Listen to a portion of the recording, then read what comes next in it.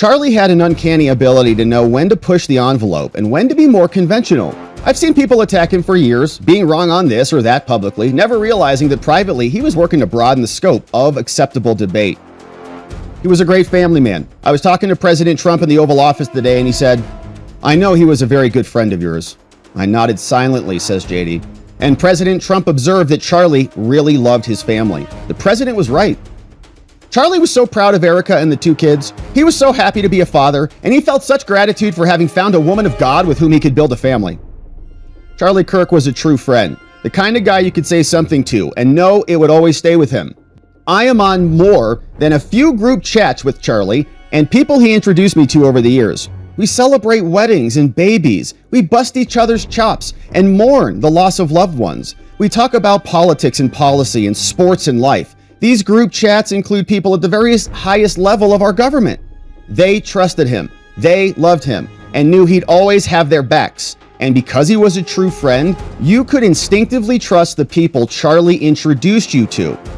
So much of the success we've had in this administration traces directly to Charlie's ability to organize and convene. He didn't just help us win in 2024, he helped us staff the entire government. I was in a meeting in the West Wing when those group chats started lighting up with people telling Charlie they were praying for him. That's how I learned the news that my friend had been shot. I prayed a lot over the next hour. His first good news and then bad trickled in. God didn't answer those prayers, and that's okay. He had other plans. And now that Charlie is in heaven, I'll ask him to talk to Big Man directly on behalf of his family, his friends, and the country he loved so dearly. You ran a good race, my friend. We've got it from here. JD Vance. Beautiful tribute.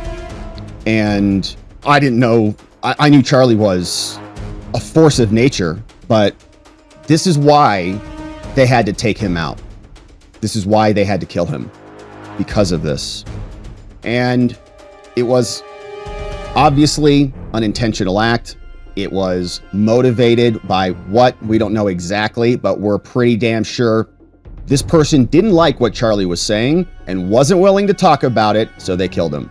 So JD Vance with a beautiful statement, and we're happy to see it. Dan Scavino also said, after 4 years of political lawfare against us, the first hug after Trump was sworn in is Charlie Kirk, a warrior whose movement just got a whole lot stronger today. And he would want us to keep up the fight, and never, ever give up.